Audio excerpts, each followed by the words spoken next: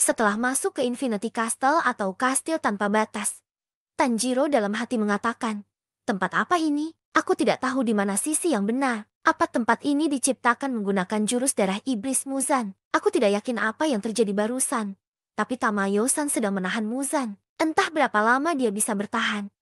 Aku harus segera pergi ke tempat Muzan berada dan menghabisinya. Aku harus cepat. Kalau aku sampai menghantam dasar bangunan ini, aku bisa mati. Akan kugunakan jurus untuk mengubah arah jatuhku. Lalu aku akan berpegangan pada sesuatu. Posisiku tidak menguntungkan. Aku juga tidak bisa menyeimbangkan tubuhku karena tekanan udara yang terlalu kuat. Lalu secara mengejutkan, Tanjiro dipenggang oleh Gyu Tomioka. Gyu menyelamatkan Tanjiro dari terjatuh. Gyu menanyakan kepada Tanjiro, "Apa kau baik-baik saja?" Tanjiro pun menjawab iya dan berterima kasih pada Gyu karena telah menyelamatkannya. Namun tiba-tiba di belakang Tanjiro ada iblis menyerang. Tapi Tanjiro berhasil memotong kepala iblis itu. Gyu lalu memanggil Tanjiro dengan keras. Para iblis pun keluar dari balik pintu dan akan menyerang Tanjiro. Jumlah mereka cukup banyak, tapi Tanjiro dan Gyu berhasil menghabisi semua iblis itu. Setelah menghabisi iblis-iblis itu, Tanjiro dalam hati mengatakan, Gyu-san sangat hebat. Dia tahu jurus apa yang akan kugunakan hanya dengan melihat gerakanku sekilas. Lalu dia mengeluarkan jurus untuk menyerang tanpa menghalangi seranganku. Orang ini berbahaya. Ekspresi macam apa itu? Gyu pun mengajak Tanjiro untuk pergi. Tanjiro pun menurut. Sementara itu, Iguro sedang bersama Kanroji. Iguro pun menghabisi banyak iblis dengan teknik pedang miliknya. Di sini Iguro mengatakan, menjauh dari Kanroji, dasar sampah. Kanroji pun terkesima melihat Iguro yang menghabisi para iblis demi melindunginya. Kanroji mengatakan, Iguro-san hebat sekali. Iguro lalu menanyakan keadaan Kanroji. Iguro mengatakan, apa kau terluka? Kanroji pun mengatakan tidak. Iguro lalu mengajak Kanroji untuk pergi.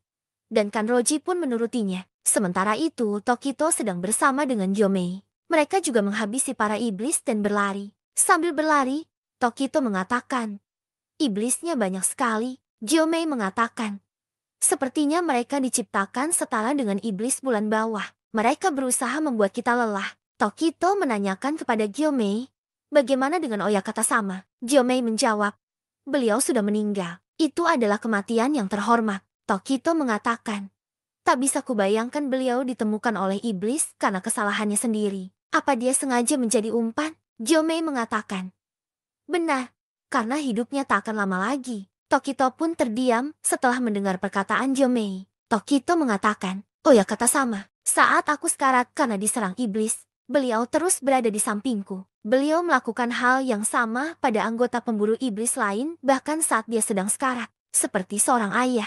Gyomei mengatakan, ya, aku tahu. Tokito mengatakan, bukan hanya kakakku saja. Muzan bahkan merenggut ayah keduaku juga. Muzan, akan kupastikan dia menderita sebelum kukirim dia ke neraka. Gyomei mengatakan, tenang saja, semua merasakan hal yang sama. Sementara itu, Sanemi sedang duduk termenung. Dia mengatakan, Oyakata sama, aku tidak bisa melindunginya. Setelah Sanemi mengatakan itu, tiba-tiba para iblis datang. Tapi iblis-iblis itu dengan mudah dihabisi oleh Sanemi. Meskipun Sanemi sudah menghabisi iblis-iblis itu, para iblis masih saja bermunculan. Sanemi mengatakan, mereka terus saja berdatangan. Menjijikan. Kemarilah, akan kuhabisi kalian semua. Sementara itu, Inosuke juga sedang menghabisi para iblis. Dia mengatakan, entah bagaimana aku bisa berada di tempat aneh dan gila ini. Tapi, karena ada banyak iblis yang menghampiriku, ini akan jadi kesempatan bagus untuk mencoba hasil latihanku. Sementara itu di tempat Genya berada. Genya mengatakan, tempat apa ini? Benteng iblis. Di mana yang lain? Kakak. Semoga kau baik-baik saja. Sementara itu Zenitsu berlari sambil mengatakan, aku mendengar sesuatu. Orang itu sepertinya ada di dekat sini. Tidak bisa dimaafkan. Aku tak akan pernah memaafkan orang itu. Sementara itu di tempat Shinobu Kocho, dia mencium bau darah. Shinobu mengatakan, aku mencium bau darah. Di mana aku? Shinobu pun membuka pintu ruangan dan di dalamnya terdapat iblis beserta banyak wanita yang telah meninggal. Iblis itu adalah iblis bulan atas dua yaitu Doma. Sambil memakan wanita dia mengatakan, ada yang dating. Wah seorang gadis. Kau terlihat segar dan lezat. Aku harus berterima kasih pada Naki Mecha nanti. Shinobu pun menatap Doma.